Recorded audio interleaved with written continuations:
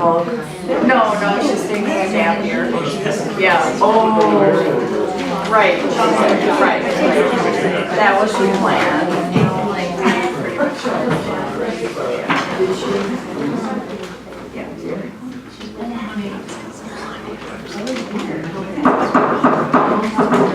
Good evening. I'd like to call the village board to order.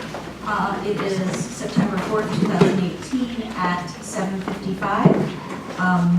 Clerk, has this notice been published for the meeting? The meeting has been posted and noticed at 1 o'clock. Thank you. All trustees are present except trustee Carpenter, who is excused. We apologize for starting late. We had a very great discussion at our committee of the whole and making progress. So, the first, do we have any special order of business today? Okay, no special order of business. We do have a consent agenda. There is one item that needs to be pulled, so I'll do that right away. It is a resolution. We will need a roll call vote for that, so it is item B, 5B. And I'd also personally like to pull item D. Is there any other items that people would like to pull from this consent agenda? If not, I'll entertain a motion. I move to approve the consent agenda items 5A and 5C. Second.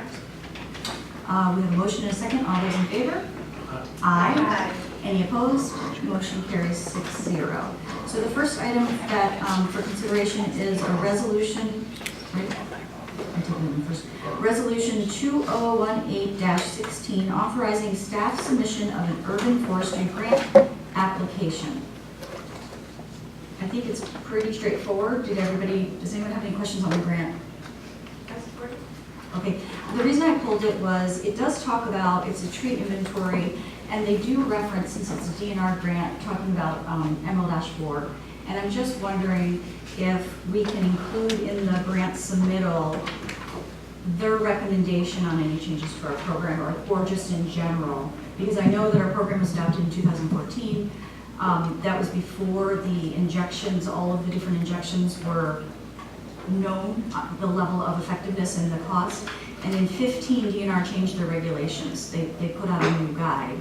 And so our programs from 14, I just want to, if they are familiar with that, it would be great just to have an opinion as part of the grant submittal. Leanne, do you know? I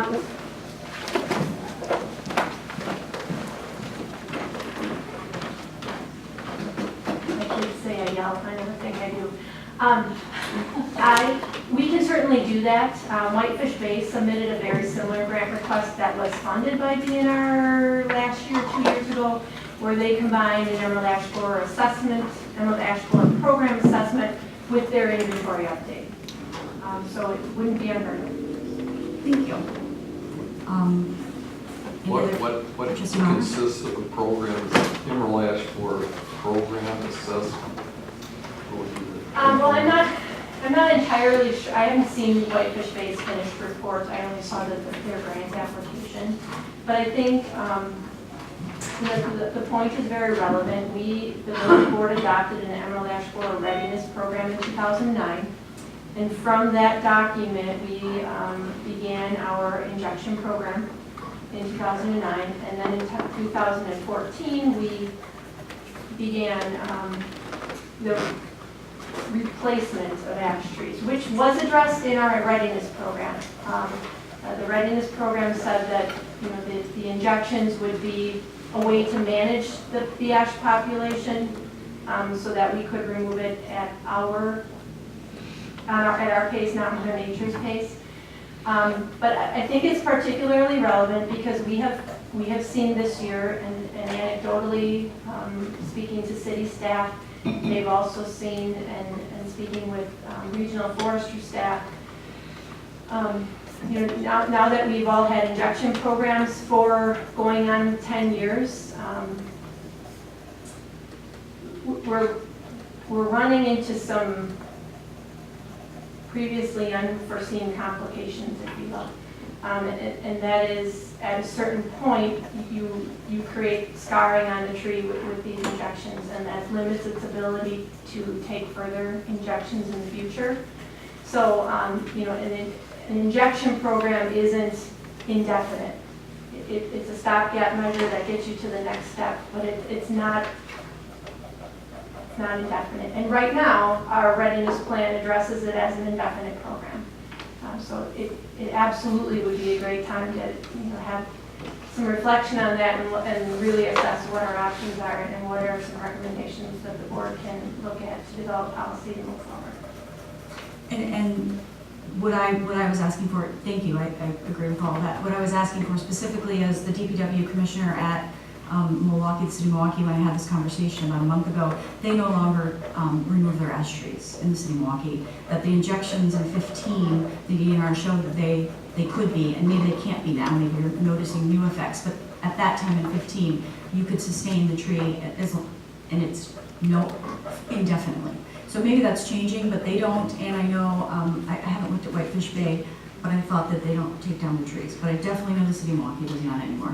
Well, my conversations with city staff is that their program is very similar to ours in that their staff doesn't take the ash trees down, but they do remove ash trees with infrastructure projects in the same way that we do. Thank you. Trustee Michael. So if we were to add this additional work item to the grant, would we ask for an additional amount, or is there a limit to how much, can we fit this in under the grant program, I guess is what I'm asking. Under the program cap, yes. For this amount that we requested, obviously not, because this amount covers an inventory update. So there would be some additional amount for the assessment portion of it, and I would have to do a little bit of research on that to get that to you. The grant deadline is October 1st, so I would need a resolution.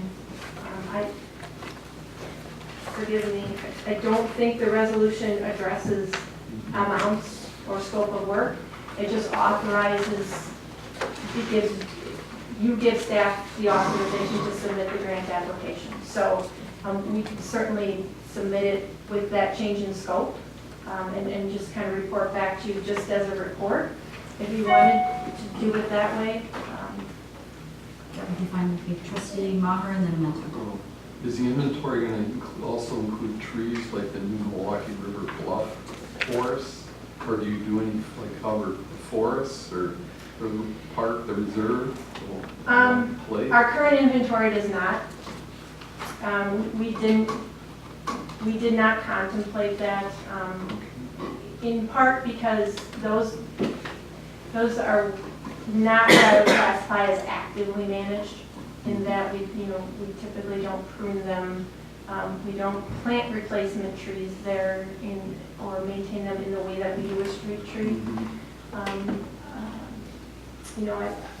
I think there are definitely positives to adding other park trees, which we don't have in our inventory now. But to be perfectly honest, we don't have a lot of what I would call park trees that are in fringe or more natural wild areas where people aren't typically spending a lot of time under them. So no, Are they our trees? Are they on our? some are, they aren't, not all of them are. Most of them probably are county trees. But, just, for example, the crab apples in Atwater, those are obviously our trees. They aren't in our tree inventory. Our tree inventory right now is specifically focused on trees within the public right of way being, curb to curb or sidewalk to sidewalk. Yes. So if we had a crabapple disease outbreak, I'm just laughing at that, but I'm just saying if we had a tree outbreak of a different species, we don't have an inventory of our tree inventory. We don't have an inventory of, the park trees are not included in our inventory, but the 6,200 and change street trees are all inventory. Trustee Mitchell. If 4,000 you think would be enough to cover the assessment of our EAB program, I'll make a motion and a not to exceed amount. Is it a fully funded grant or do we have a match? It's a 50-50. I mean, because I don't, because there is a county, I'm sorry, there's, you know, village cost too.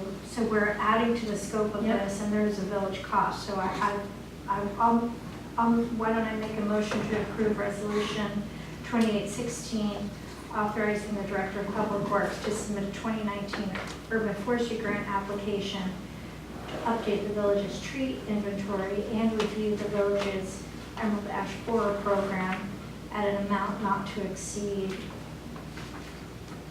$35,000. Which adds how much? I'm sorry. It adds $7,000 to the grant request. I mean, that seems like a lot just for the EAB, but anyway, so that'll give you some wiggle room. Sure. We have a motion, and do we have a second before we start discussion? I'll second that. Okay, anybody have a question? Trustee Meyer? Yeah, how would you go? I mean, is that enough, or how, what would you, were you gonna go to the consultants and ask them what, are you gonna bid this, or how are you? Well, I think that there are, the DNR allows you to do it two ways. You know, your policy, our policy is that over a certain amount, we issue a request for proposals for professional services, and this would fall under that category. The DNR does allow you to designate a forester or forestry rep right in the grant.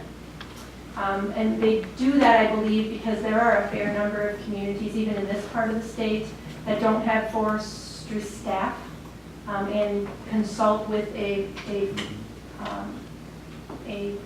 forestry firm, just the same way that we consult with Clark Dietz for a village engineer. For example, Fox Point contracts, as does Whitefish Bay, with Wachtell Tree Service. And then Wachtell is their village forester. So then when they write their grant applications, they designate Wachtell as their forester, and then they bypass that public RFP requirement. We could do that, but we certainly don't have that situation here, so. I've been asked, trees are really important to me, as everyone knows, going through this Wilson Drive process, so I think it's imperative, I've been asking for us to study, take a re-examination of our EAB program. Whether it's because the injections are no longer working, whether it's because maybe we can, the injections work for life, I don't know what the answer is, but it does seem timely to do that analysis. And I'm not comfortable voting for a cap unless I at least have seen what Whitefish Bay paid. If it's $8,000, then you aren't authorized to move forward. A difference, I mean. So If you would indulge me for a couple minutes, I could pull it off my phone. I have a copy of I was emailed a copy of their grant application. I would know what their request was. does anybody have a That problem would put us in the ballpark. deferring the item for a few minutes, taking up the next item, and then coming back? Is that okay? I don't know the proper procedure for that. Just indicate that I don't think temporary pending further information. But we have a motion on the floor. They can withdraw. I should grab my phone while you discuss Oh, it.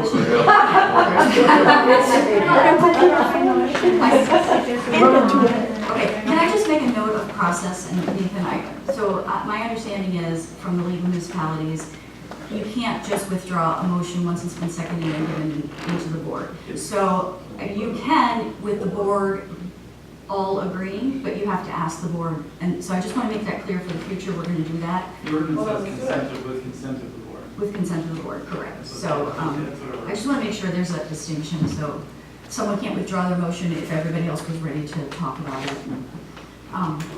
But it seems like we have consent of the board to be able to withdraw it. Sure. Okay. And we don't make a motion or anything? Okay, so trustee Matcher, are you okay with that? Yeah, I withdrew my motion. Okay, and then do I need to make a motion to defer? Nope, it's because it's still noticed in the same meeting, it's still being discussed in the same meeting, it's being moved on a different order as noted on the agenda. So it's still agenda. Okay. They're still discussing. Okay, last time we made motions to move on. Okay. With that, then we will defer until following the next item for discussion. So our next item for discussion is the consider bid appointment for Adrienne Shea and Dr. Ned Brooks. So I pulled this agenda item only because we didn't have resumes in the packet. I'm fully supportive of the two nominations. I wanted to voice my appreciation to the bid director and the bid board for going through a new process for collecting applications that we'll be able to use for future consideration as well when there's vacancies. So I just wanted to make it clear that there was a memo included in the packet. It does talk about expiration dates of terms. Some of those terms, I didn't want it to go down in stone when we vote, but some of